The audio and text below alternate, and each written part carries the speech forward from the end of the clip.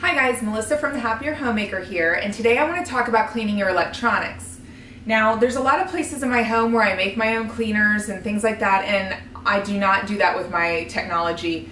I always use things that are meant for technology because I feel like that's one area that there's a lot of information out there, and it's always important to read your like your computer and your electronic devices, their instruction manuals for how to clean them. It's just not an area that I want to mess with. So today I'm going to show you how I clean my computer and my remotes, and that pretty much kind of covers how to clean most electronics in your home. Now what I use is I have these In-Desk for Electronics wipes. I'll link to those in the blog post and the video notes. These are for touchscreens, tablets, phones, and they work great. And I know that they're made for electronics. They're not going to hurt my equipment. Okay. I also have a air blower, compressed air, standard, easy to find anywhere. And then I'm going to have some rubbing alcohol and Q-tips, and I'll show you why in a few minutes. Okay. I also have like a really barely damp sponge, but that's for my desktop when I'm cleaning.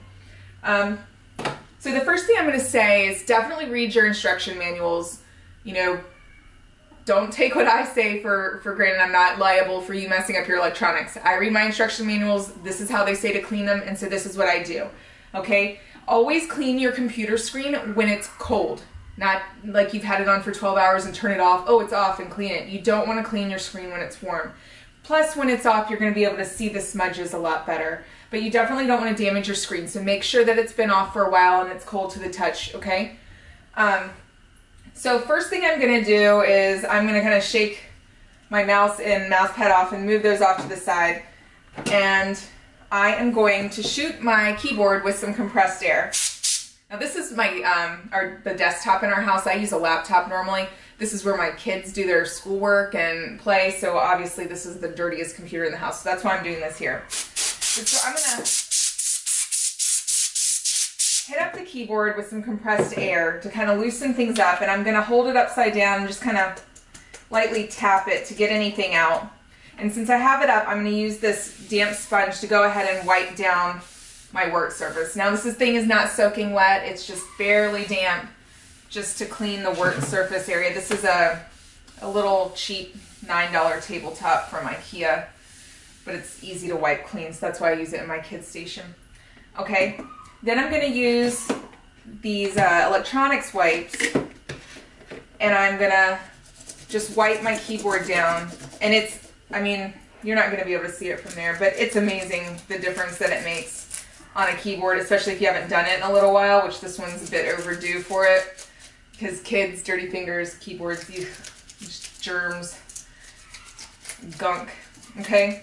Now, my keyboard's pretty flat, this one is. So I don't have a big problem with things being in between the keys. If you do, you can use a dry Q-tip, or if you absolutely need to, what I do is I put the Q-tip in the alcohol and then I squeeze the Q-tip off till it's like just barely damp and rub it in there. You just really don't want liquid inside your keyboard. It's, I mean, kind of a given, but believe me, there are people out there that don't know this. So you really don't want liquid in your keyboard. Now, same thing for the monitor. I'm just going to get one of these wipes and go ahead and give it a nice wipe down. My kids, so many things are touch screens these days that I think that they try to touch the computer monitor to do things because there's fingerprints all over it no matter what I do. Okay, so I'm just going to give it a nice wipe down, and remember, it's what? It's cool, it's not hot, so that's important. Don't say I didn't warn you. And I'm going to wipe down the base too. And you can wipe down the back. But again, these wipes are made for wiping down electronics, and that's important. Now, the same thing for my mouse. I'm going to use one of these wipes and just lightly go over, because again, these are things that you don't think about cleaning them, but your hands are touching. It's like light switches. Everybody touches it.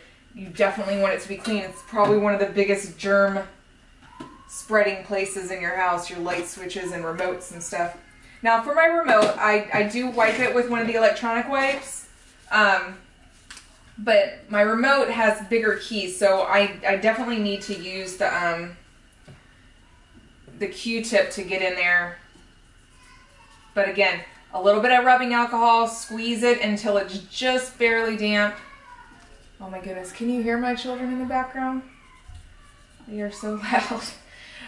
And just get in between those keys. And guys, like I said, it's this stuff, I mean, germs are everywhere, and people wipe down their kitchen counters, blah, blah, blah, but then everybody's touching the light switches, everybody's touching the remotes, and it's just one of those things that if you get in the habit of cleaning it regularly, not only is it preventing germ spread, but it's like one of those subtle little things that just makes your house look cleaner and your remote's not all gunky looking. So that's it. That's basically, and I do that for my laptop, I do that for my smartphone. You can do it for the printer. I don't clean the inside of my printer. There are special toner wipes that you can get if you're going to do that because the toner can stain your hands. I clean the outside with the electronics wipes just like I did the computer. And the same thing for your TVs. Again, make sure they're cold and use the electronic wipes. And I think that's about it. So if you have any questions, let me know in the comments, and I hope this helps. Bye-bye.